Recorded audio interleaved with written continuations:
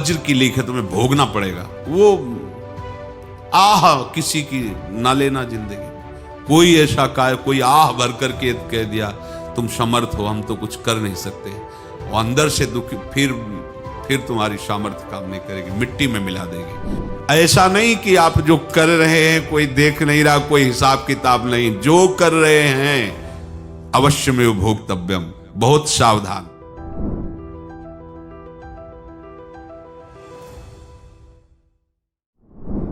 जीव स्वयं नित्य निरंतर कर्मों के जाल को रच रहा है और अपने आप को बांध रहा है।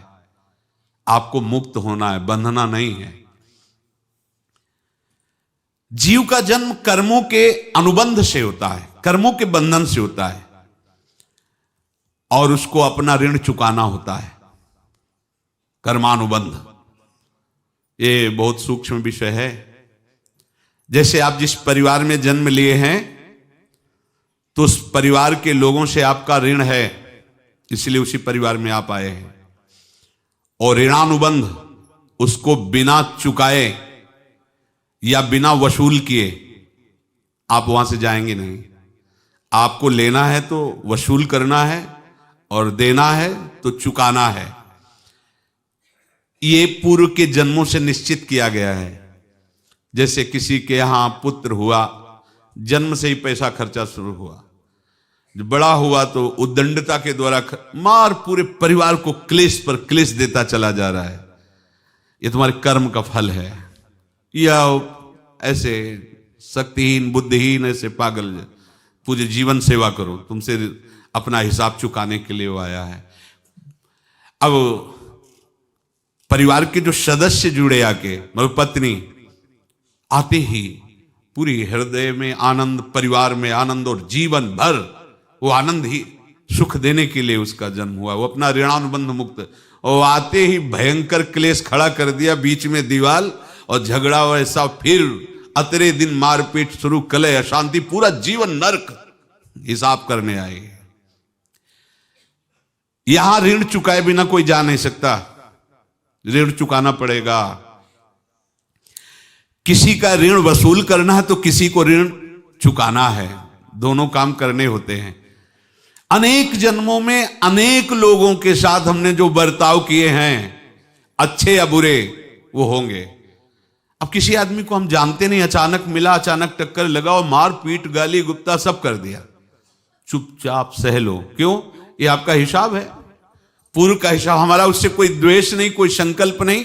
अचानक घटना घटी और हमसे द्वेष करने लगा, हमें पीटने लगा, हमें गालियां दे, ये हिसाब है, चुपचाप सह जाओ।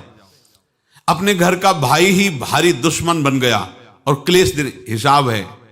एक प्रभुदत्त ब्रह्मचारी जी की वाणी में पढ़ा था, एक महात्मा जी भ्रमण करते थे तो उस समय असरफियां चलती थी, मोहरे असरफियां, तो उनको भेंट में देते लोग। तो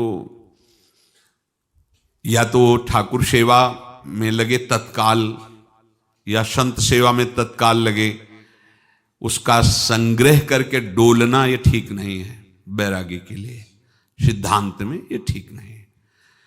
तो जब 2, 4, 6, 8 ऐसे मोहरे हुई तो उन्होंने विचार किया कि और भ्रमण करके जब काफी मोहरे हो जाएंगी तो प्रयागराज में जब कुंभ पड़ता है, एक बार पूरे सब अखाड़े के संतों को, अलग अलग संप्रदाय सब संतों को बुलाएंगे और सबको पुआएंगे। अब साधु है तो यही विचार करेगा, और क्या विचार करेगा। तो उन्होंने ऐसे डंडा बनवाया, बेंत, जो ऊपर से चूड़ीदार और भीतर पोला, और मोहरे उसमें डालते गए। और भ्रमण, जहां जहां श्रद्धालु भगत थे सबके यहां जाना और इच्छा रखना कि एक मोहर तो दे दे दक्षिणा में। कामना कोई भी हो वो बांधती ही है, ध्यान रखना। इसीलिए प्रभु जो चाहे वो करे, अपनी चाह नहीं रखनी चाहिए, अपनी चाह प्रभु की चाह में मिला देनी चाहिए। धीरे धीरे वो छड़ी भर गई। भ्रमण करने वाले महात्मा चूड़ी लगाई, इंतजार करते रहे। जब प्रयाग का कुंभ पड़ा तो चले। तो रास्ते में एक गांव में पूछा जाता है जैसे कहीं रुको कि कोई श्रद्धालु ऐसा है जो संत सेवी है, तो कुछ लोगों ने बताया हाँ एक परिवार है बहुत संत सेवी है और आपको मिलाते हैं उनसे। आइए महाराज घर में रुका, खूब अच्छा हलवा पूड़ी पवाया और जो घर के मालिक थे चरण दबाए।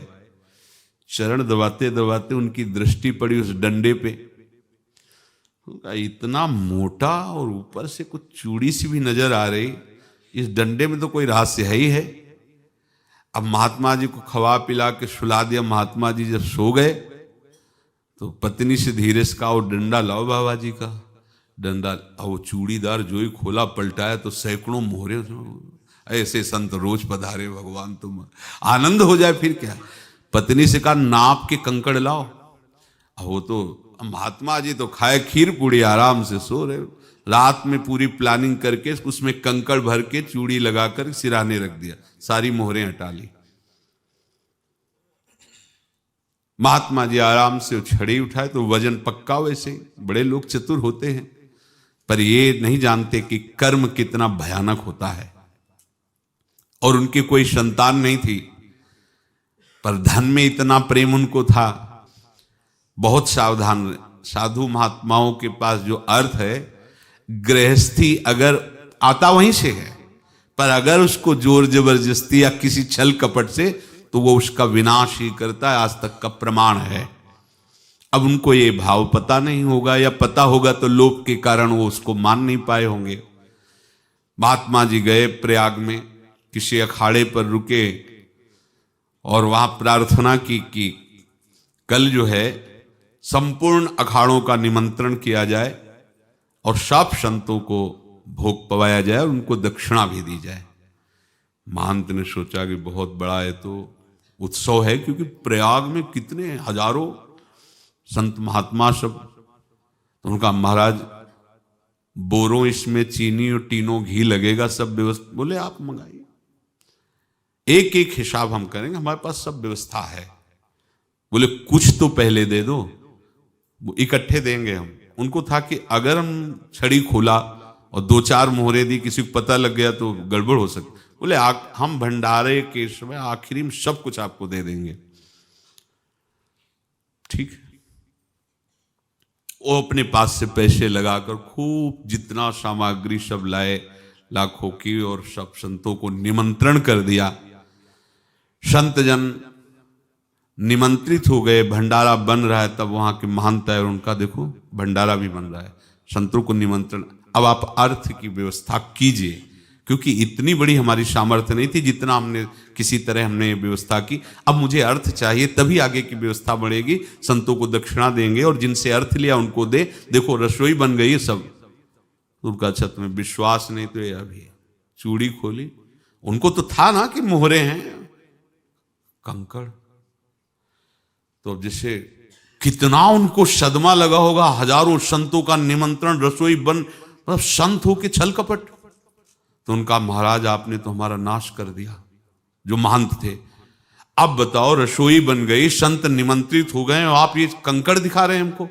आपने तो हमें बर्बाद कर दिया। हमारी इतनी सामर्थ्य नहीं थी, आप पहले बता देते। संत होकर ऐसा छल कपट। अब वो बोले तो क्या बोले, क्योंकि उनको पता था कि मोहरे हैं इसमें।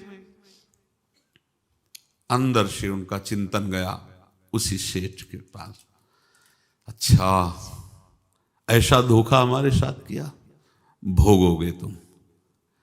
ये जो निकलता है ना भोगोगे, ये अकाट्य होता है। क्योंकि किसी का भी हृदय, मान लो किसी भी जीव जंतु को आप कष्ट दें और उसका हृदय आह भर जाए, तो वो आह वज्र की लेख है, तुम्हें भोगना पड़ेगा। वो देखो भीष्म जी को भोगना पड़ रहा है ना। सांप को ऐसे धनुष की नोक से उठाया और बंबूल के कांटों के ऊपर फेंक दिया, कई दिन तक शेदा हुआ, वो आह भर करके मरा। तो आपको 6 महीने बाणों की सैया पर आह किसी की ना लेना जिंदगी में।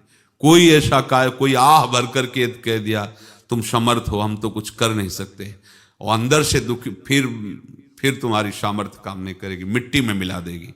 फिर ये तो संत थे और भगवत आराधना के लिए, संत आराधना के लिए ही ऐसा किए हुए थे। अब इनका कैसे मुंह दिखाएं। अब क्या करें? सुबह संत जन आएंगे, सबके बीच में हमारी कि देखो इन्होंने, अब क्या करें? गए और संगम में जाके छलांग लगाई, अपने प्राण त्याग दिए। अब उनके तो पास मोहरे थी और व्यापार बढ़ा, और 9-10 महीने बाद ही लड़का हुआ। अब तो उनको कि संत फलीभूत हो गया। देखो व्यापार चल रहा, लड़का नहीं होता था, लड़का भी हो गया। बड़ा आनंद छा रहा है। जब से वो प्रकट हुए और धन की वृद्धि शुरू हो गई, पढ़ाई लिखाई में उनके खर्चा हुआ सब, बस बीमारी शुरू हो गई उनके शरीर में। अब उसमें पैसा जाना शुरू हुआ। इतने आसक्त तो वो दोनों हो गए कि कुछ भी हो, व्यापार ठप, संपत्ति बेचना शुरू। तो उन्होंने कहा कि बेटा मैं क्या कर सकता हूं तुम्हारे लिए? बोले हमारी अंतिम इच्छा है प्रयाग चलो, और जितने प्रयाग में संत महात्मा सबको एक बार भंडारा करवाओ। हमारी इच्छा अंतिम है, क्योंकि अंतिम यही इच्छा थी। तो बोले अब ज्यादा संपत्ति तो नहीं रह गई। तो बोले घर बेच दो, मेरे लिए ही तो है, बेच दो। मुझे लगता मैं बचूंगा नहीं, पर मेरी अंतिम इच्छा पूर्ण कर दो। घर बेच दिया, जेवर बेच दी। वहां गए, जब संत सेवा की तो बोले मुझे संगम तक ले चलो। संगम तक ले गए और बोले समझे तुम चुराए थे और हमने उसको छीना है, कुछ नहीं रह गया तेरे पास कुछ, अब केवल ममता और आसक्ति में जलकर मर और नरक प्राप्त कर। मैं वही महात्मा हूं जिसकी तूने मोहरे ली थी, शरीर छोड़ दिया। महात्मा को जन्म लेना पड़ा और इनको दुर्गति भोगनी पड़ी। ऋणानुबंध होश में, ऐसा नहीं कि आप जो कर रहे हैं कोई देख नहीं रहा, कोई हिसाब किताब नहीं। जो कर रहे हैं अवश्य में भोक्तव्यम, बहुत सावधान। अनेक जन्मों में अनेक लोगों से जो कुछ लिया दिया है, इस लेने देने को मिटा देने के बाद ही तुम मुक्त हो गए। इसीलिए एक उपाय है, लेना न देना मगन रहना। क्या? मालिक को समर्पित हो जाओ, मालिक को अपना माना हुआ समर्पित कर दो, खत्म। अहम त्वाम स्वरूपापेभ्यो मोक्षयिष्यामि, सब खत्म। आगे पीछे लेना देना सब खत्म। एकादश स्कंद में भगवान श्री कृष्णचंद्र जी ने कहा, जो मेरे चरणों का आश्रय लेकर भक्त मेरा भक्ति करता है, उसके पितृ ऋण, मातृ ऋण, देव ऋण, ऋषि ऋण, सब ऋणों से मैं मुक्त कर देता हूं। बस यही एक उपाय है जो इसके बंद करने का उपाय भक्तों के लिए है। वो यही है, भगवान की शरण में होकर अपना माना हुआ पूरा भगवान के अर्पित कर दो। अर्पित करने का तात्पर्य उसमें अहम हटा दो। तो दियम वस्तु गोविंदम तुभ्यमेव समर्पये। जिनसे तुमने सेवा करवाई है उनकी सेवा करनी पड़ेगी। जिनसे तुमने जो कुछ लिया है उनको देना पड़ेगा। ये लेने देने का व्यापार जब तक समाप्त नहीं होगा तब तक तुम्हारा जन्म मरण चलता रहेगा।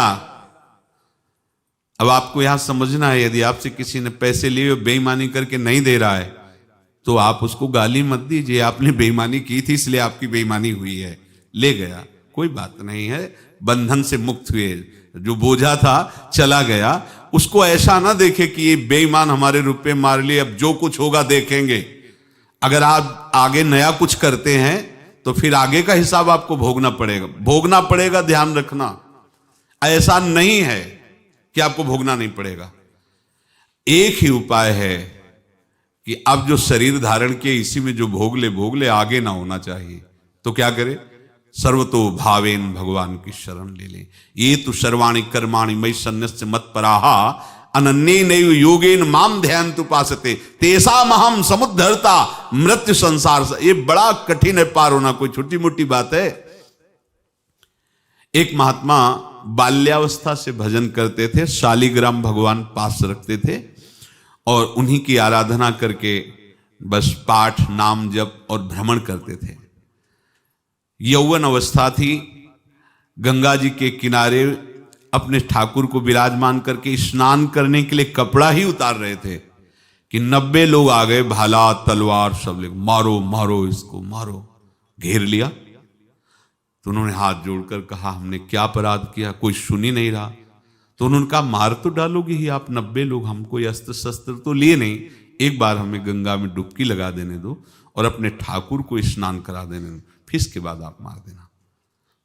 भगवत इच्छा से वो लोग रुक गए, स्नान किया और अंदर से प्रार्थना की, प्रभु ये क्या लीला है आपकी, आपके सिवा मेरा कोई है नहीं और ये मुझे मारना चाहते हैं। तो भगवान ने जानते हो क्या कहा उनके अंतर में, तुम मेरे में ध्यानस्थ हो करके शरीर को छोड़ो, ये लोग मारेंगे।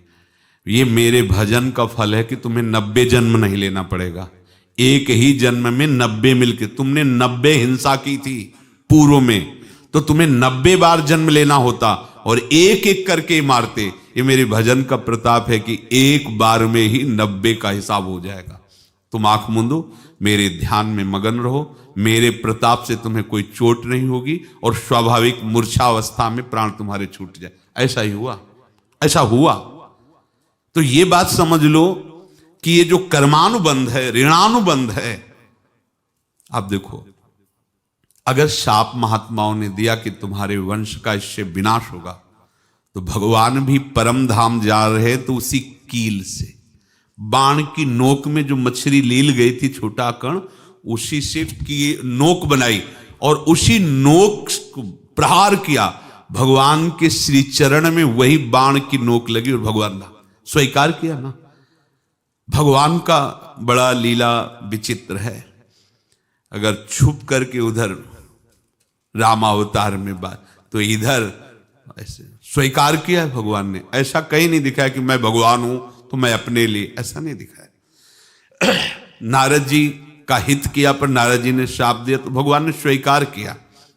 बंदरों ने ही सहायता की, जैसा बोले थे वैसा। ये लीला इस शरीर में भोगनी पड़ेगी। हाँ, ज्यादा को कम में भुगता देंगे, पर अब अगला शरीर ना मिले, इसके लिए सर्वतो भावेन भगवान के आश्रित हो जाए। जैसे आपने दुकान फैला रखी है तो उसमें दो काम होते हैं, लेना और देना। किसी को उधार दिया है तो हमें उससे लेना है, और कोई नगद देकर सामान ले रहा है तो उसे सामान देना है, या उधार लिया है तो हमें उधार देना है। अब अगर दुकान बंद करनी है तो तुम्हें देने वालों पर जोर देना है, लेने वालों पर जोर नहीं। लेने वाला तो जाओ हम क्षमा किया, समर्पित किया, हमारा कोई संबंध नहीं, खत्म हो जाए, वो खुशी हो जाएगा। लेकिन देने वाला तुम अगर दुकान भी उठा दोगे तो जहां भी रहोगे तुम्हारे पास वो आएगा, लाइए हमारा। तो देने पर नजर रखिए, जिसका जिसका हिसाब है वो आपके सामने आता जाए, हटाते जाओ। लेने पर नजर मत रखिए और दुकान फौरन उठा दीजिए, नहीं अगर लेते देते रहे तो चलता रहेगा। आगे चलकर कुछ लेना न देना, मगन रहना बस अपने प्रभु के चिंतन में। अब हम कैसे जाने कि किसको क्या देना है, हमें क्या पता? तो हम पूरा हिसाब जिनको पता है उनको दे देते हैं, समझ रहे हो? उनको पता है क्या लेना है क्या देना है, तो इनके पास पहुंच गए या सरकारी हिसाब से सब बराबर कर देंगे। हमको अपनी जिम्मेवारी इनकी चरणों में समर्पित कर देना है, तभी हम जीवन मुक्त होंगे। ये रहस्य की बात है। प्रभु कह रहे हैं, यस्य सर्वे समारंभाः काम संकल्प वर्जिताः ज्ञानाग्नि दग्ध कर्माणं तमाहु पंडितम बुधाः। जिसके संपूर्ण कर्मों के आरंभ संकल्प और कामना से रहित हैं, तथा जिसके संपूर्ण कर्म ज्ञान रूपी अग्नि से जल गए हैं, उसको ज्ञानी जन भी पंडित कहते हैं, बुद्धिमान कहते हैं। पूज्य श्री भाई जी महाराज कह रहे हैं, जैसे वहां ज्ञानाग्नि से दग्न कह रहे हैं, तो अपने वृंदावन वासियों का प्रेमाग्नि से सब कर्म संस्कार दग्न होते हैं। जिस समय आपके हृदय में भगवत प्रेम का प्रादुर्भाव होगा तो लेश मात्र कभी तुम्हें दुख नहीं भोगना पड़ेगा। प्रेम का प्रादुर्भाव होते ही दुख का नाश हो जाता है, महासुख। जब प्रेम का प्रादुर्भाव होगा तो समस्त पाप भस्म हो जाते हैं, अशांति नष्ट हो जाती है, संसार ज्वाला स्पर्श भी नहीं कर सकती है। जब भगवत प्रेम का प्रादुर्भाव होता है तो हो सकता है उस उपासक के जीवन में दुखों का पहाड़ टूट पड़े, परिवार खिलाफ, शरीर रोगी, अव्यवस्था, बहुत बहुत कुछ, सब कुछ। कह रहे हैं इतना सब होने पर भी उसके हृदय में कोई भी दुख नहीं होता। ये ऐसा सामर्थ्यशाली भगवत प्रेम है। भगवान के चरणारविंद का जिसके हृदय में प्रेम है, भारी से भारी दुख भी उनको विचलित नहीं कर सकता।